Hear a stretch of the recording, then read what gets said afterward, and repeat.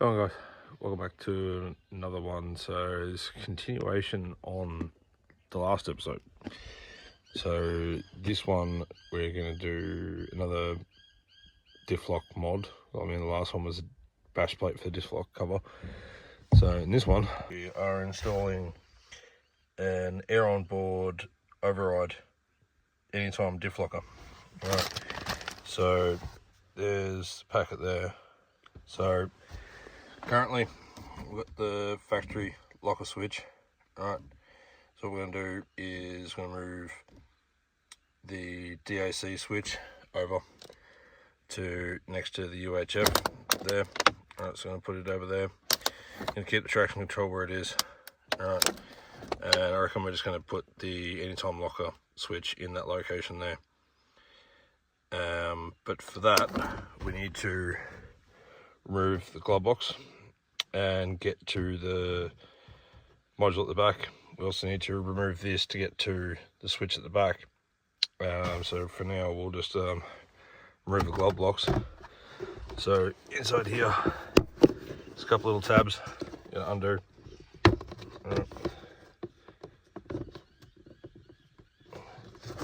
And then drop that down. So as you can see in here, we've got light switch over there, as well as UHF wiring in through here. But the main harness that we want to get to is going to be this one here. We've actually got plenty of room in here above the UHF control to mount the wiring and the relays. So for now we just want to unplug the battery first before you do this. So once you've unplugged the battery, I'm just going to undo the big plug. Alright, and then up in there's another plug. Alright, so I'm going to disconnect that plug as well. Alright, so got 2 plugs there. Now there is adapters in this kit. Alright, so we'll open up the packet and show you. Alright, so the kit is a true plug and play. So that's for your new switch.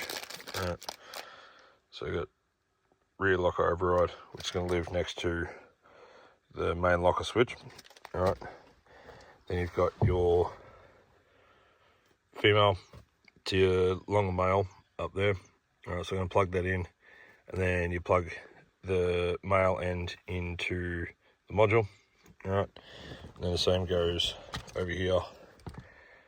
Another female connect to the male, and then this male connection here goes into the module. Alright, and a fuse here, as well as a couple of relays down here as well. That controls your lockup. And then we're just going to run this cable here in through the back of the dash to access hatch here, and then plug in switch. So we'll get the wires all plugged up and go from there. Alright, so that's all connected. So you got your long one there, short one up top there, and we're just going to push the wiring back this way.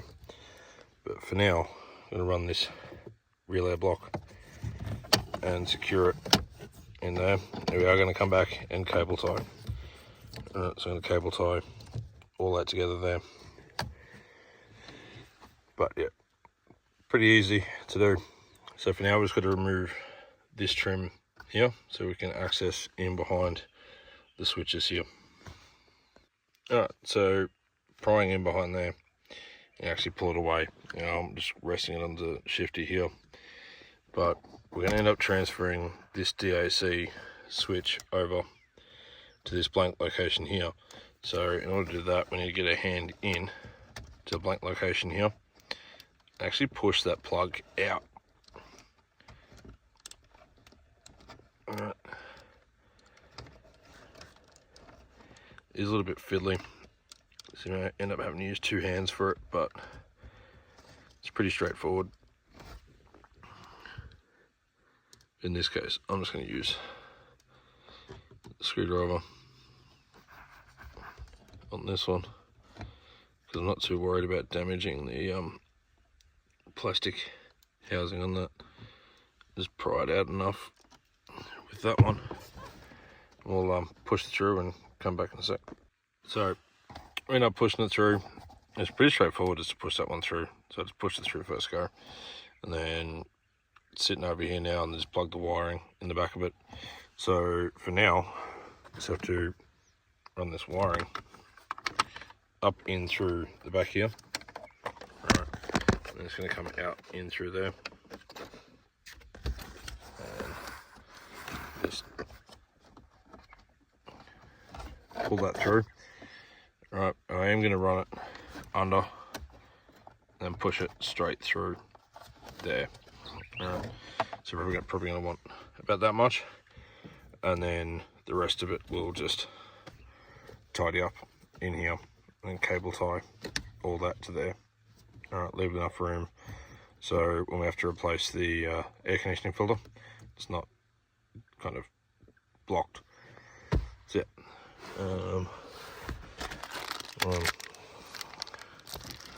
Open up this packaging. So the wiring is pretty straightforward. So that way would be that way. Alright, so that's your top, and then you plug straight in like so. Be much easier with two hands. Alright, and then pretty straightforward. And just plug it straight in. So that's in. So I reckon a better option was put DAC over here, because I may end up needing the traction control, and it's probably better off leaving the locker, original locker there, just in case I do need to access it for whatever reason. And UHF sitting there is probably the best spot, because it does sit just there. So it comes and loops around and it sits there.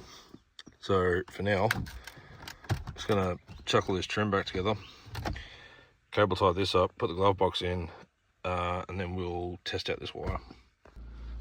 Alright, so tested, and it does actually work. I made sure of this first because I had a bit of an issue. Must have been a stored code or something, because the locker actually was not engaging with this one, but it was engaging with the factory. So I had to pull the connections out and redo it, and the factory works. But if I go into low range now, alright, so I'm in low range. If I click on the diff lock, nothing happens. Alright, so it does power the switch itself, so you can see blue light, but with the wiring harness for this one connected, nothing actually happens with that one. So this one's kind of null and void, but if I do have an issue with the override, I can just disconnect the wiring in behind there, and then this will work again, because I have checked that and it does actually re-engage. Alright, so come out of four-wheel drive, so out of four-wheel drive, and you can see there, out of four-wheel drive. Alright, so I'm going to try this way because I'm just testing a few things at the moment. So locker, alright, so it'll indicate that you're not in the right position to activate the locker.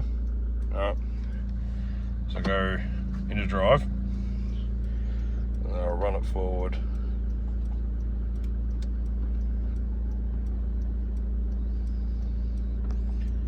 Until we get to a point that it wants to engage.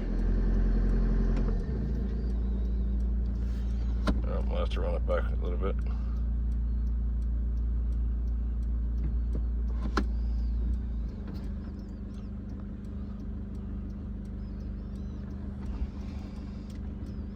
When you get to an engaging point, it does go solid like that. Alright, and sometimes it may actually be like the factory locker and not engage straight away. Like there, it didn't really want to engage, but so it's not engaged at the moment. Alright, nothing on the dash. Now, on the hill at the moment, and I'm only in two-wheel drive. So what we'll do is we'll hit up the hill a little bit and see what happens.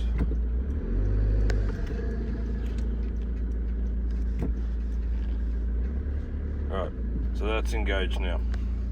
All right, difference with this one I've noticed being in two-wheel drive, you don't get the, so I'll push the traction control button. So when you're in four-wheel low, you got the traction control and those lights will come off, right? But if you're in two-wheel drive, that doesn't happen. So you're gonna have to do that one from what I'm finding. So we'll go up. And normally at this point, it'll start slipping because it is a bit loose, but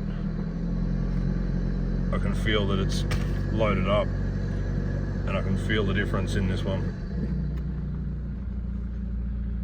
That both the axles are engaged at the same time. All right.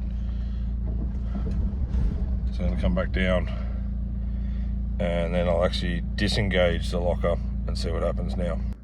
Right, so disengage straight away, but now I have to manually turn off traction control. All right, so we'll go 4 high. All right. Wait for that to engage. All right, and then 4 low. That's engaged. Locker is on the flash. All right, now that's locked in. So we've got traction control turned off. So it's a little bit different to the factory locker. So the factory locker would actually turn off the ABS at the same time.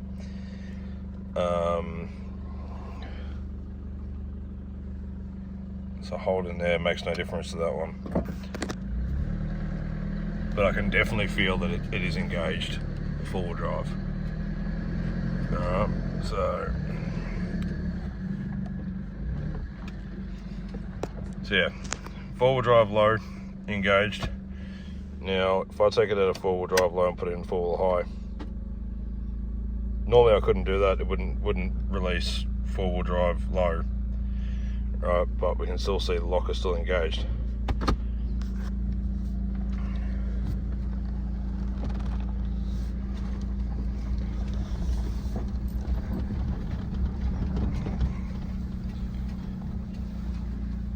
And yeah, locker's still engaged. I will have to run traction control off to be able to run it with it in four-wheel drive high, but if we drop it back to too high, all right. Now I've still got this traction control turned off, but if I turn that back on, all right, I'm gonna hold it for 3 seconds until it kicks in the traction control off. All right, so locker's still engaged. In drive. ABS still has not kicked on, but you know, it's one that a little bit of a difference with this anytime locker compared to the factory locker. But you know, it's still locked up. So I'm gonna chuck it in neutral, turn the locker off, automatically turns off. Back in drive. And that'll disengage the locker in a second, but yeah, I already feel it. Just let go. So it's a little bit different to the factory locker switch, but I do find that, you know, once you get used to it, it only took me a little bit and I got used to it pretty quick, but it's the same with anything. You get used to it, and there is a couple little changes you have to make to turn the traction control off, but we'll see how that goes for long term, whether or not it makes a difference. But for now it seems to be going well. I'm gonna keep testing it out and report back on that one, but definitely it does seem like it's working for now. So we'll catch you on the next one.